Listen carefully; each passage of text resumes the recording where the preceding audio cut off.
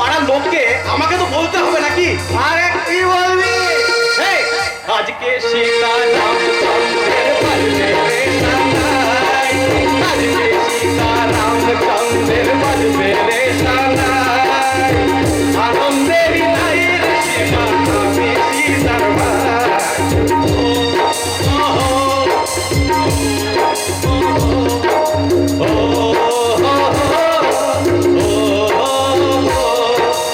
আজকে সীতারাম চন্দ্রের বাজবে রে সানাই, আজকে সীতারাম চন্দ্রের বাজবে রে সানাই, আনন্দেরই নাই রে সীমা।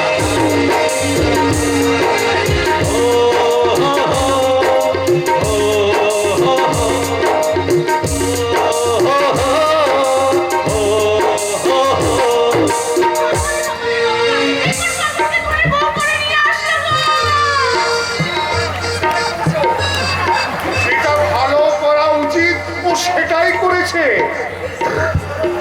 এই সহজ সরল মেয়েটাই এই বাড়ির লক্ষ্মী। এসো এসো প্রতিভা, এই নতুন বউকে আমরা বরণ করার ব্যবস্থা করি।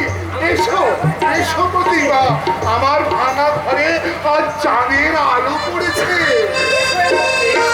আর দেরি না করে নতুন বউকে বরণ করার ব্যবস্থা করি। এসো এসো। চলুন জামাইবাবু চলুন, আমরা এক্ষুনি এই মেয়েকে বরণ করার ব্যবস্থা করি। এসো দিদি, তুমিও এসো।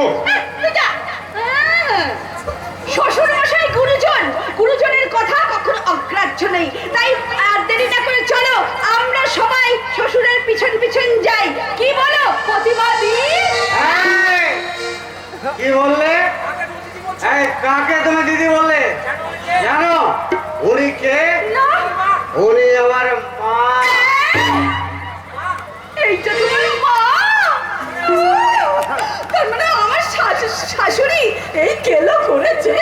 ও মামা, কি হবে কি হবে? আমার ভুল হয়ে গেছে, মস্ত বড় ভুল। আসলে কি জানেন তো মা, মাদের যে এরকম হতে হয় আমার তো আগে ছিল না মা। আমার ভুল হয়ে গেছে মা, আমার ভুল হয়ে গেছে। কি বললে তুমি? বাড়ি থেকে আমি কি অনেক বড় ভুল করে ফেললাম মা? আরে ভুল করে ভুল বলে ফেলেছে। যাও মায়ের পায়ে হাত দিয়ে ক্ষমা চেয়ে নাও।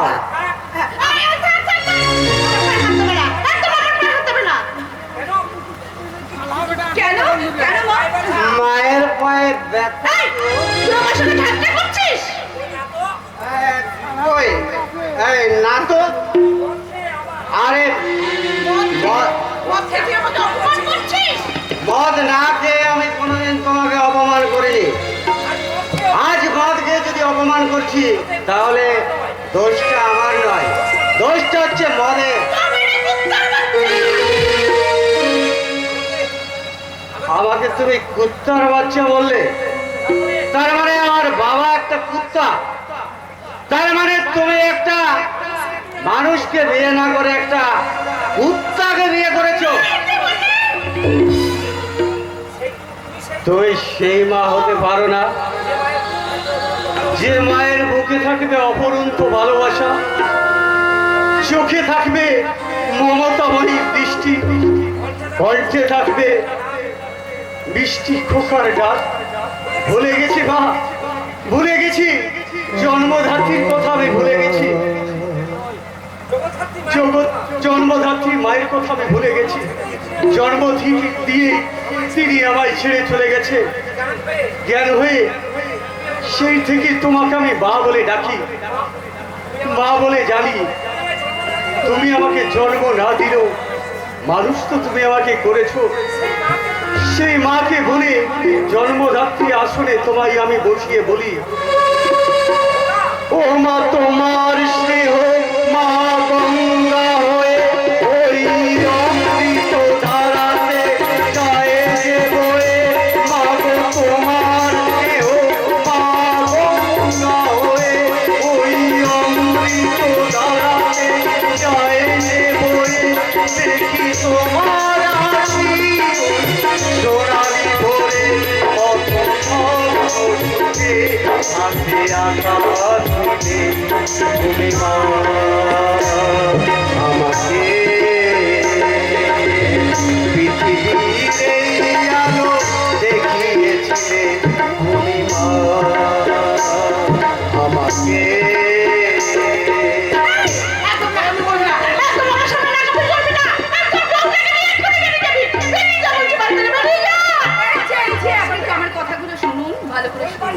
এই বাড়ির বউ হিসাবে আপনার যদি এই বাড়িতে থাকার অধিকার থাকে তাহলে এই বাড়ির পুত্রবধূ হিসাবে এই বাড়িতে থাকাও আমার অধিকার থাকবে, বুঝেছেন?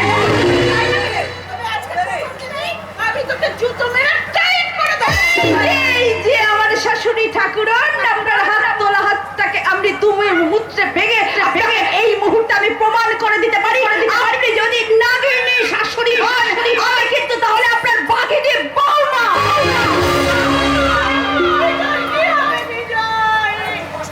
একটু কষ্ট হবে, তবে তুমি এবারে মানুষের মতো মানুষ হবে।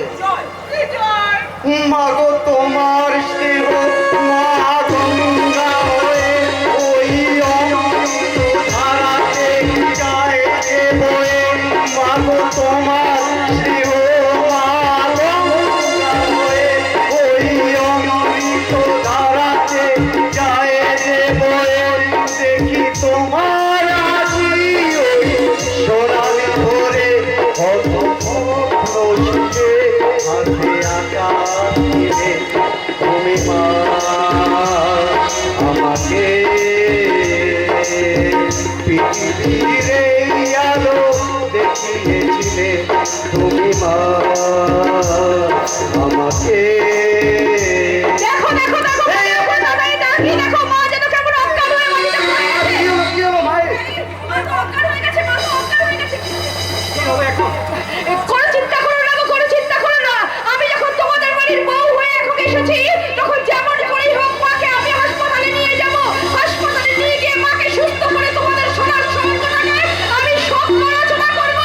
সব এসো এসো এসো আমার সঙ্গে এসো। এই মুহূর্তে আমরা সবাই মিলে মাকে হাসপাতালে নিয়ে যাই।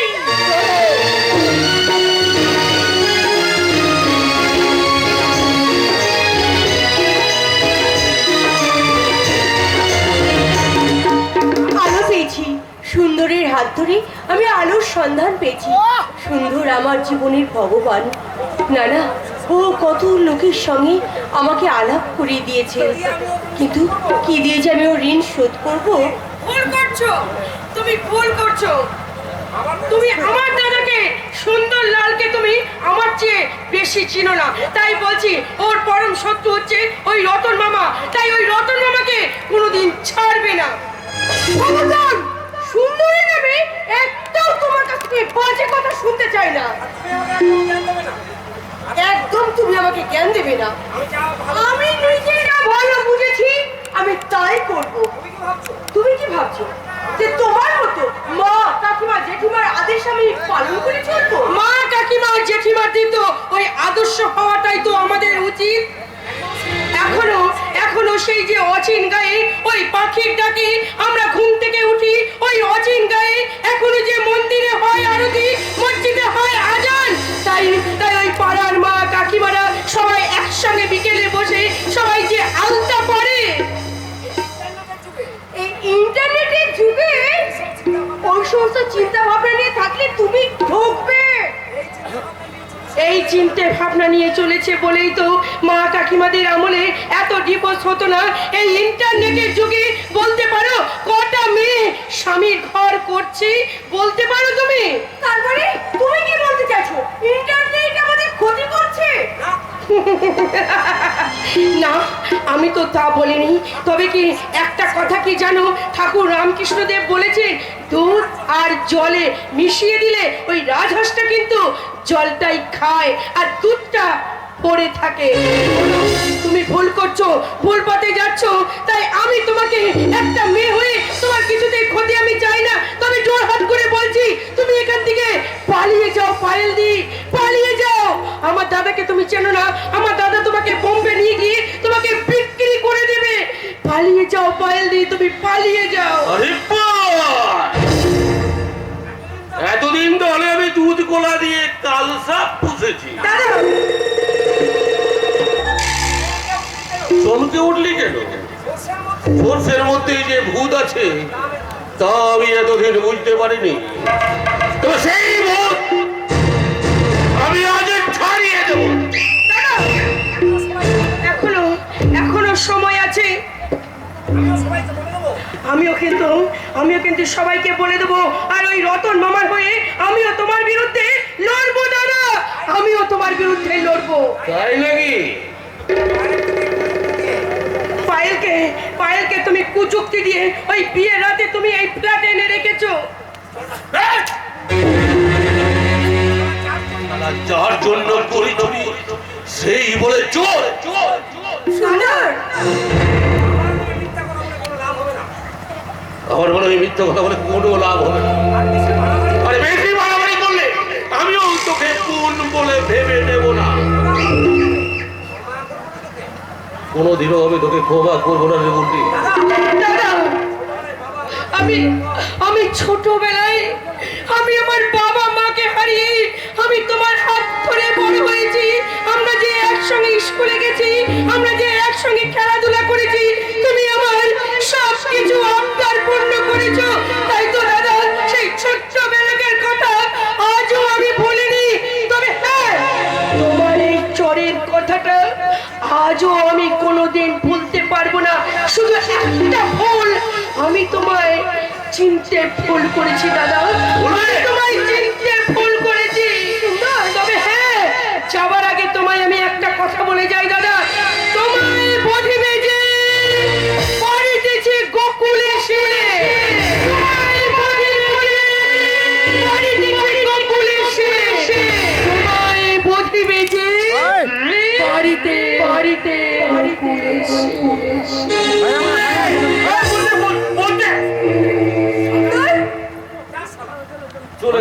তাই নাকি?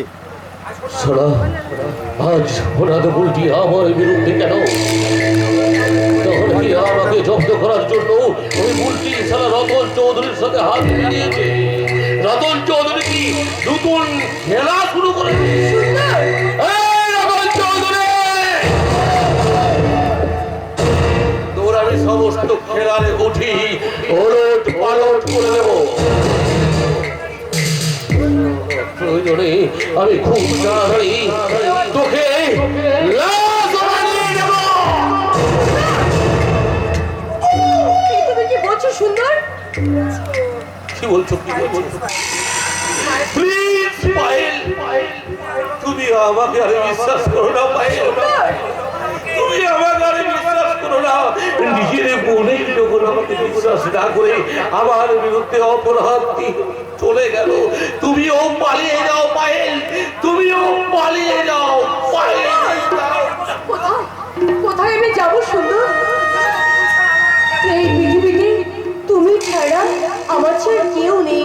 একমাত্র বাবা ছিল, সেও আমাকে কষ্ট পেও না পায়েল, আমি তো ভুলে গিয়েছিলাম যে আমি ছাড়া এই পৃথিবীতে তোমার আর কেউ নেই। পায়েল, কিছু মনে করে না পায়েল, সুন্দর। আমি তোমার পাশে থাকবো পায়েল। কিন্তু সুন্দর, এতটুকু এখনো যে ছবির কোনো কাজই শুরু হলো না। তুমি যে বলেছিলে 1 সপ্তাহের মধ্যে শুটিং শুরু হয়ে যাবে। আরে হবে না পায়েল, হবে না। এই কলকাতাতে না, এই কলকাতাতে ভীষণ পলিটিক্স। তাই আমি ভাবছি কি ভাবছো? তোমাকে নিয়ে আমি শীঘ্রই চলে যাব সেই মুম্বাই। এই কথাটা বুলটিও আমাকে বলছিল যে তুমি আমাকে নিয়ে মুম্বাই চলে যাবে। বুলটি কি করে জানলো যে আমি তোমাকে মুম্বাই নিয়ে চলে যাবো? বুলটিকে তো আমি কিছু বলিনি।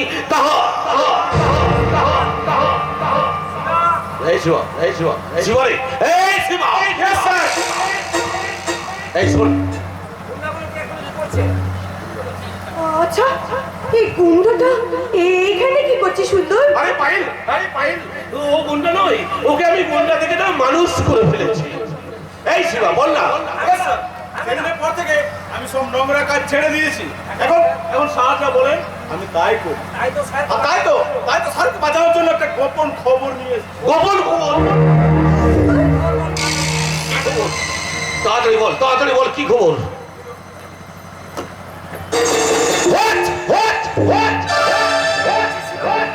কি বলছিস শিবা? সেটাই তো বুঝতে পারছি না স্যার। আরে কে আছে যে আমাকে বিপদে ফেলতে চায়? সেটাই তো বুঝতে পারছি না স্যার। যদি বুঝতে পারতাম তো হিসাবটা আমি করে দিতাম। কি হয়েছে সুন্দর? না, হয়নি, তবে এমন কিছু হয়নি, তবে হবে, খুব শীঘ্রই হবে। আর যাতে না হয় তার জন্য আমি তোমাকে নিয়ে এখনই চলে যাব মুম্বাই। এই শিবা, তুই এখনই পায়েলকে নিয়ে এয়ারপোর্টে চলে যা। আমি আমার এজেন্টকে বলে দিচ্ছি, সুন্দর, ওরা তোর টিকিটের ব্যবস্থা করে দেবে। আরে যা তাড়াতাড়ি আর যা। আমি পারি না সুন্দর, আর আমি পারি না। হ্যাঁ ইয়েস স্যার।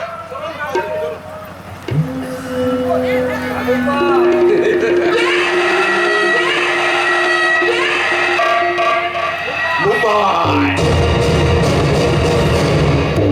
আরে সেই স্বপ্ন নগরী মুম্বাই, যেখানে লুকিয়ে আছে তোমার সব স্বপ্ন। শুধু তোমার নয়, তোমার মতো হাজার হাজার যুবতীদের লুকিয়ে আছে সেই স্বপ্ন নগরী মুম্বাই, যার কোথাতে রাতের ঘুম কেড়ে নেয়। ঠিক তুমিও যখন বিবর হয়ে বিয়ে রাখতেই তোমার স্বামীকে ছেড়ে চলে এসেছিলে আমার সাথে।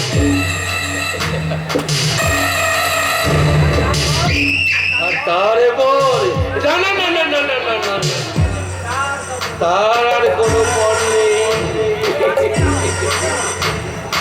আছে একটা ঠিকানা। মুম্বাই যাওয়ার আগে আমাকে যেতে হবে সেই নতুন ঠিকানায়, সেই সঞ্জুর কাছে।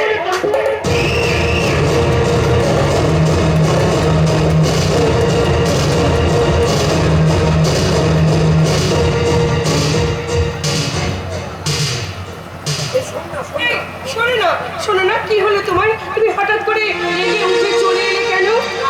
আসলে আমার জানো কিছু ভালো লাগছে না। কেন ভালো লাগছে না? দাদা বিয়ে করে বউ নিয়ে এসেছে, তার জন্য ভালো লাগছে না? নাকি আমাকে কবে তোমাদের বাড়ি বউ করে নিয়ে যাবে তার জন্য তুমি কষ্ট পাচ্ছ, তাই না সঞ্জু? আসলে তোমাকে জানো একটা কথা বলা হয়নি। কি কথা? আরে বাড়িতে বৌদি আসার পর থেকে বাড়িতে মায়ের সাথে ভীষণ ঝগড়া হয়। সে কি? মায়ের সাথে বৌদির ঝগড়া হতে জানো মায়ের সেদিন হঠাৎ বুকে যন্ত্রণা, মা এখন হাসপাতালে ভর্তি। সে কি? মা তো এখন ভালোই আছে। সম্ভবত মায়ের কালকে ছুটি হয়ে যাবে। তবে মায়ের হাতের অবস্থা একদমই ভালো নেই। আসলে কি জানো তো, এতদিন মায়ের বিরুদ্ধে কেউ কোনদিন প্রতিবাদ করেনি তো। তুমি কোনো চিন্তা করো না সঞ্জু, তুমি দেখবে সব ঠিক হয়ে যাবে। কিন্তু সঞ্জু, এইভাবে আর আমরা কতদিন চলবো বলতে পারো? যতদিন না আমি তোমার সিঁথিতে সিঁদুর পরাচ্ছি। আর সেই সিঁদুরের জন্যই তো তোমার নামে রক্তরে আমি ডুবেছি সমুদ্রে, তোমার নামে রক্তরে আমি ডুবেছি সমুদ্রে, জানি না যাব কি করে এখনো। তোমার পোড়া কপালে আর আমার সন্ধে সকালে তুমি কেন এলে জানি না এখনো।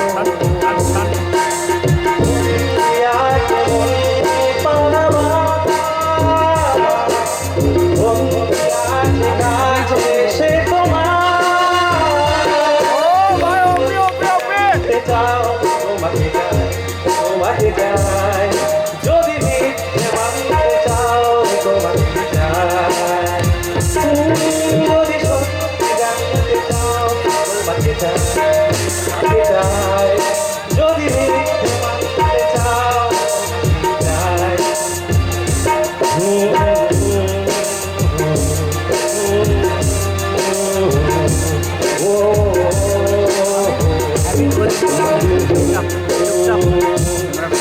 যদি সত্যি জানতে চাও তোমাকে চাই, যদি